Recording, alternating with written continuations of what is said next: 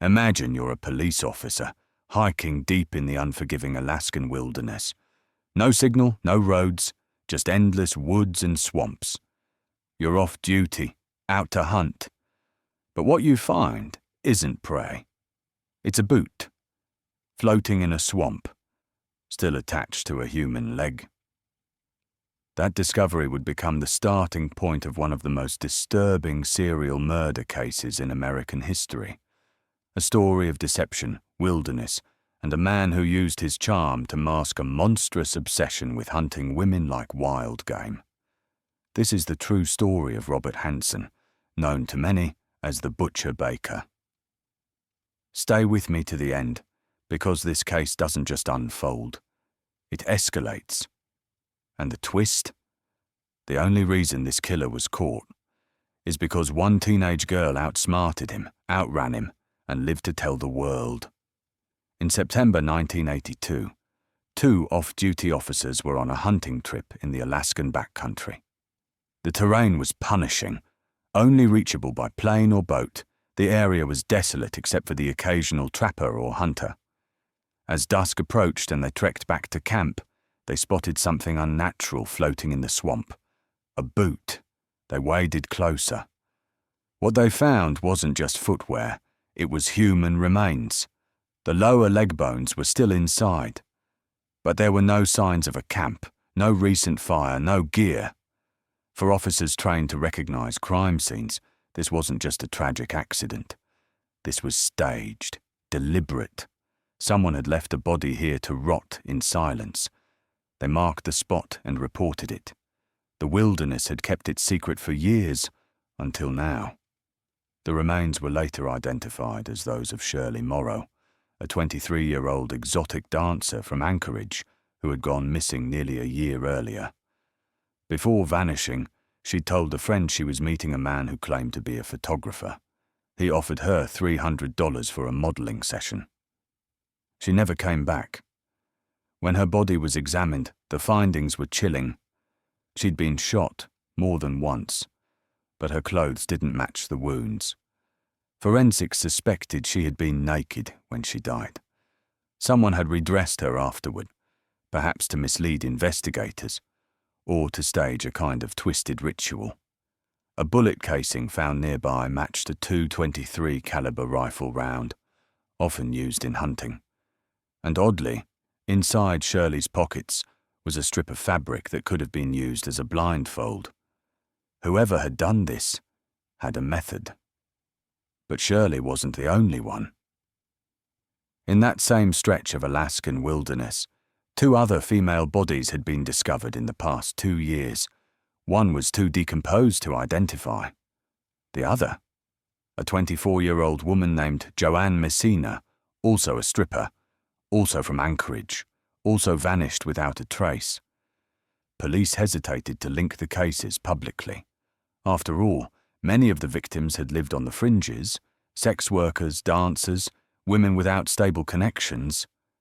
But off the record? Investigators were already whispering about something worse. A serial predator hiding in plain sight. Anchorage had a growing list of missing women. And someone with a taste for hunting, was cleaning up their trail. June 13th, 1983. A pickup truck driver was cruising down a quiet Anchorage highway when he spotted something surreal.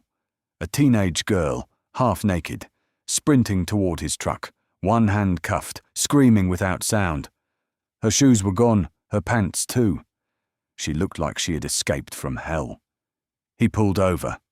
She jumped in without a word, ducked behind the seats and pleaded, "Drive." The man didn't hesitate.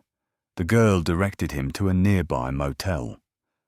There, the receptionist, startled by the sight of a terrified, disheveled girl barging in barefoot and in handcuffs, immediately called the police and gave her a room to hide. When officers arrived, they found 17-year-old Cindy Paulson, too scared to speak at first, her body bruised, her voice trembling. What she told them would defy belief, but later proved to be chillingly accurate. Cindy recounted the previous night. She had been working the streets when a man in glasses and a neatly trimmed beard approached. He offered money for her services, and she agreed. Nothing seemed off until she got in the car. The moment the door shut, he pulled a gun, calmly, quietly, like he'd done it before. He drove her to a well-kept house in a nice neighborhood, a place with curtains, flowers, and the illusion of safety. But inside, it was a trap. Think about that for a second. This wasn't a dirty alley or shady motel. This was suburban Anchorage, the kind of place where people mow their lawns and wave at neighbors. And behind those doors was a basement with chains bolted to the floor. He chained Cindy to a post, assaulted her, beat her, and when he got tired, he warned her, "Don't scream, don't run, I'll kill you." Hours passed. Then he bragged. He took her upstairs, showed her his hunting trophies, elk, moose, bear, proudly displayed. "I hunt everything," he said, "including people." That's when Cindy realized she wasn't going to leave alive. Later that morning, he told her they were going to his remote cabin by private plane. They drove to a small airport. He began loading rifles into his plane. That's when she made her move. As he turned to grab another weapon, she jumped from the plane, bolted barefoot, ran through the brush, bloodied by gravel. He shouted after her, screamed he would kill her. But she didn't stop, through the forest, across a road, until she flagged down that driver. She wasn't supposed to survive, but she did. Cindy didn't just give the police a name and a story. She gave details, the house's layout, the hunting trophies, the make and model of the car, even the hangar number where the plane was kept. Police confirmed every word. They traced the plane and car to Robert Hansen, a local bakery owner. Well-liked, soft-spoken, married. He even had an alibi from his friends. But Cindy's memory matched every square inch of Hansen's home. Cindy Paulson gave investigators everything: a name, a house, a plane, a nightmare. And yet, Robert Hansen walked free. Why? Because in the eyes of the law, Hansen had something Cindy didn't: credibility. He was a soft-spoken baker, a husband, a respected community member. He gave the police coffee. Cindy? She was a 17-year-old runaway, a sex worker, a statistic, not a survivor. But the evidence had already started to crack the facade, and the final blow would come, not from blood or bullets, but from psychology. The Anchorage police needed help. So they turned to one of the most legendary minds at the FBI, John Douglas, father of modern criminal profiling. Douglas reviewed every detail: the crime scenes, the victim types, the behavior, and then, like a puzzle, he assembled a profile. "Your suspect," he said, "is likely a white male in his 40s. Stable job, possibly owns a small business, known to be polite, maybe even well-liked. But he's got a speech impediment, probably a stutter. He's a skilled hunter, and he's done this before." Chills swept through the room, because every single detail fit one man: Robert Hansen. With the profile backing Cindy's testimony, police secured a search warrant. It was their one shot. The raid happened fast. Officers entered Hansen's home with cameras rolling, and what they found was a twisted gallery of trophies. In a drawer was a map of the Alaskan wilderness. Not just any map. This one had red X's, 37 of them, scattered across remote locations. Investigators looked closer. The marked spots matched exactly with the known burial sites of victims. "This isn't a map," one detective said. "It's a ledger." Elsewhere in the house, they found a stash of women's jewelry, including a necklace that had belonged to Shirley Morrow, the woman found in the swamp nearly a year earlier. They also found the murder weapon, a .223 caliber rifle. Then came the final piece. A neighbour came forward. Her husband was a friend of Hansen's. She revealed that Hansen had begged them to lie to the police to give him a false alibi. Faced with overwhelming evidence, Hansen confessed, but only to what the police had already found. 4 victims, 1 escapee. He wouldn't say another word about the rest. So the police offered him a deal. "Tell us everything," they said, "and we won't charge you for every body we haven't found. We'll lock you away for life. But we'll stop digging." Hansen agreed, and what he told them stunned even the most seasoned officers. Serial killers don't usually confess. Not truly. They deflect, minimize, lieutenant. But Robert Hansen, once he broke, gave a full confession. Not out of remorse, but calculation. He took the deal. In exchange for sparing him dozens of murder charges, Hansen agreed to tell everything.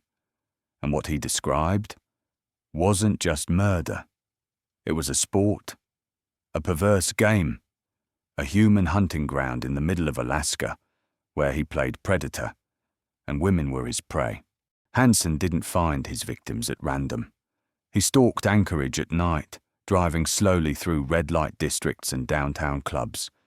He looked for women who were alone, vulnerable, streetwalkers, exotic dancers, runaways. He had a strategy, a mask of charm.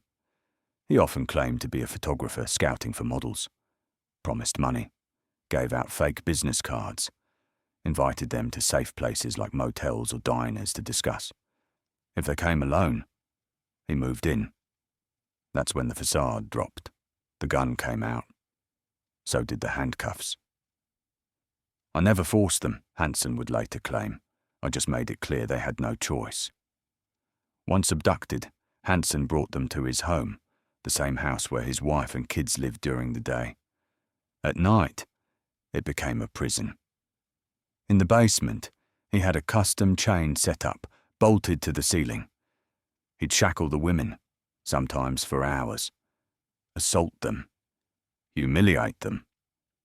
And when he was ready, he'd drug them, blindfold them, and prepare for the trip. Imagine waking up, blindfolded, handcuffed, loaded onto a plane, and told you're going somewhere special. You hear the roar of the engine, feel the cold Alaskan air, and when the blindfold comes off, all you see are trees. Miles and miles of trees. That was the start of the real nightmare. Hansen flew his victims to a remote cabin north of Anchorage. There were no roads, no neighbors, just a primitive shelter and surrounding wilderness. There, he released them into the forest. Sometimes he cut them. Sometimes he gave them a head start. Always, he made them run. He told one survivor, "If you make it to the river, you're free." But that was a lie. He always followed, with a rifle, watching, waiting, hunting. Hansen didn't just shoot to kill. He shot to control. He would injure, then track the women through the brush, using the trail of their blood. He knew the terrain better than anyone. He set traps, predicted where they'd hide. They were like animals to him, said one detective. But worse, he enjoyed the fear. Once the hunt was over, Hansen would redress the bodies, sometimes posed them, then dug makeshift graves and marked them on his map. In the end, he'd return to his bakery, smile at customers, sell cinnamon rolls to kids. Through his confession, Hansen admitted to 17 murders, but the map had 37 red crosses, and even he couldn't remember them all. Some bodies were never found, some victims never identified. He took those names to his grave. In 2014, Robert Hansen died in prison, but the forest still holds secrets, and maybe a few red X's that have yet to be uncovered. In the end, it wasn't the FBI, it wasn't forensics, it wasn't the map with red X's that brought Robert Hansen down. It was one girl. One terrified, bloodied, barefoot girl who refused to be hunted. With his confession and plea agreement, Robert Hansen was formally charged with 4 murders and the abduction and assault of Cindy Paulson. The prosecution held up their end of the deal. They didn't pursue the other likely dozens of victims. But in court, they laid out everything: the plane, the cabin, the rifle, the jewellery. Most damning of all was Hansen's own words, calm, cold, and detailed. He showed no remorse, no tears, no denial. In 1984, he was sentenced to 461 years plus life. Without the possibility of parole, he would never walk free again. Cindy Paulson disappeared from public view shortly after the case closed. For years, little was known about her life. But her bravery became legend. Without Cindy, Hansen's map would have stayed folded, his secrets buried, his crimes unsolved. She wasn't a victim. She was a survivor. In a world that judged her by her job, her age, her fear, she stood firm. She remembered everything, and she told the truth when no one else could. And that truth saved lives. Despite the trial, the case was never truly closed. Of the 37 red X's, only 17 were ever confirmed. Some bodies were never recovered. Some identities never confirmed. Hansen, in later years, claimed he couldn't remember who they were. Police believe there are more, perhaps women who were never reported missing, or whose stories were silenced long before they reached the wilderness. Even today, Alaskan authorities occasionally find remains in remote areas. Each discovery carries a chilling question. Is this one of Hansen's forgotten victims? Hansen died in prison in 2014 from natural causes. There was no final confession, no apology, just silence. But his story left a scar. The case changed how authorities handle missing persons, especially sex workers. It changed how FBI profilers work with local departments, and it gave rise to victim advocacy protocols that didn't exist before. The women Hansen hunted aren't footnotes. They were daughters, friends, women who loved and were loved. Some had tough lives. Some made bad choices. But none of them deserved to be hunted like animals. None of them deserved to become marks on a map. We remember them not because of how they died, but because of what their stories revealed. How dangerous it is to ignore the vulnerable. How evil hides in the ordinary. How one voice, even a teenage girl's, can bring justice to a monster. And so, if you ever wonder whether the truth still matters, remember Cindy Paulson, and remember that map. 37 red X6, but only one survivor.